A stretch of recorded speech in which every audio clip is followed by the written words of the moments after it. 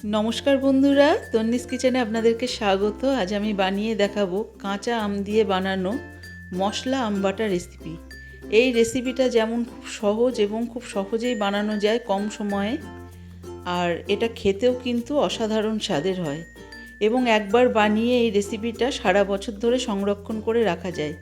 তাই বন্ধুরা, কাঁচা আমের সিজন শেষ হওয়ার আগেই আপনারা এই রেসিপিটা অবশ্যই বানান এবং সারা বছরের জন্য সংরক্ষণ করে রাখুন।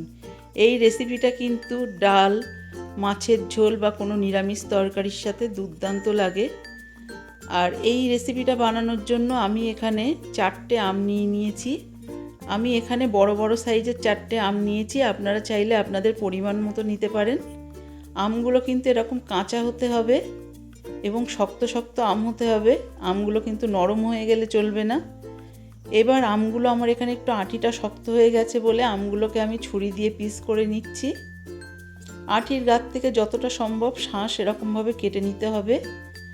আমের এই এক একটা চাকলা আমি এরকম দুফাল করে কেটে নিচ্ছি এবং এগুলোকে আমি একটু ছোট ছোট টুকরো করে কেটে নেব, যেহেতু এটা আমি মিক্সিং জারে ব্লেন্ড করব সেই কারণে।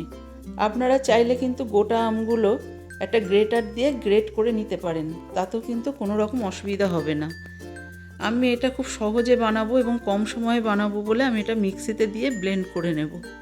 দেখুন, আমগুলো কিন্তু আমি এইভাবে কেটে নিয়েছি টুকরো টুকরো করে।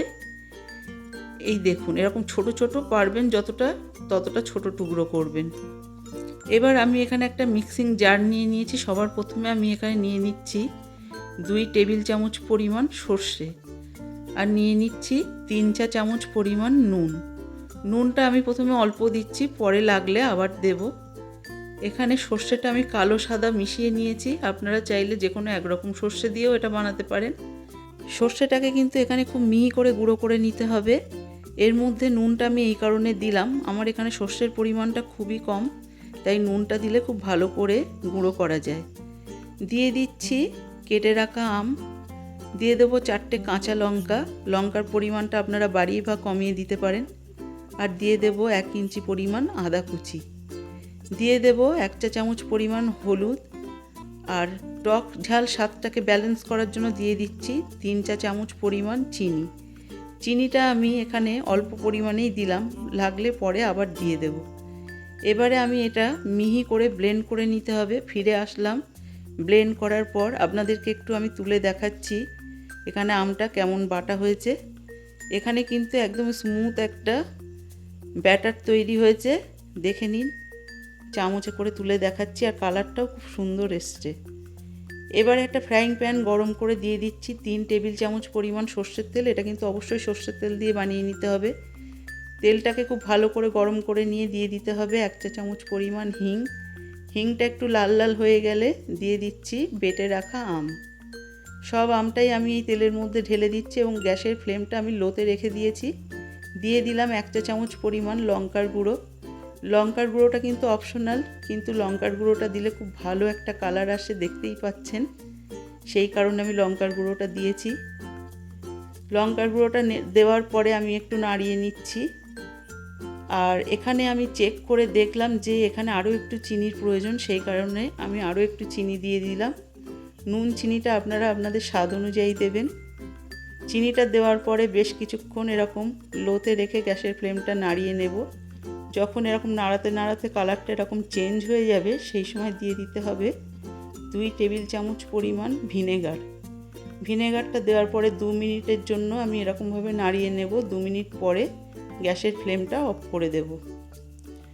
এবারে আমি একটা পাত্রে একটা মশলা বানিয়ে নেব বলে দিয়ে দিলাম 4টে শুকনো লঙ্কা। সবার প্রথমে শুকনো লঙ্কা দিলাম, তারপরে দিয়ে দিচ্ছি 1 চা চামচ পরিমাণ গোটা ধনে।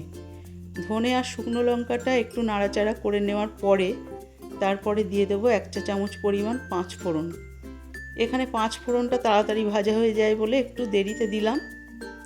5 ফোড়ন দেওয়ার পরে দিয়ে দিচ্ছি 1/2 চা চামচ পরিমাণ গোটা জিরে আর 1/2 চা চামচ পরিমাণ রাঁধুনি।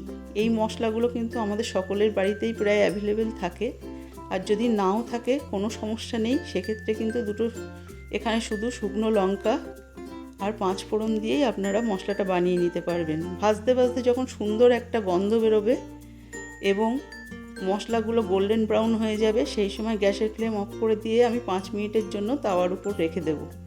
তারপরে হালকা হাতে ক্রাশ করে নিয়ে এখানে 2 চা চামচ পরিমাণ মশলা ছড়িয়ে দিলাম। অবশ্যই আমটাকে ঠান্ডা করে নিয়ে তবেই মশলাটা দিতে হবে। এবারে মশলাটা ভালোভাবে আমি আমের সঙ্গে মিশিয়ে নিচ্ছি।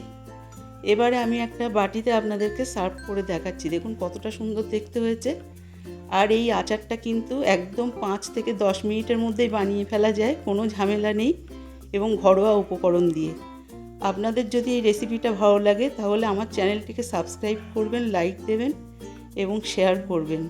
এবং এর পরের ভিডিওটা কিসের উপর দেখতে চান আমাকে কমেন্ট করতে ভুলবেন না।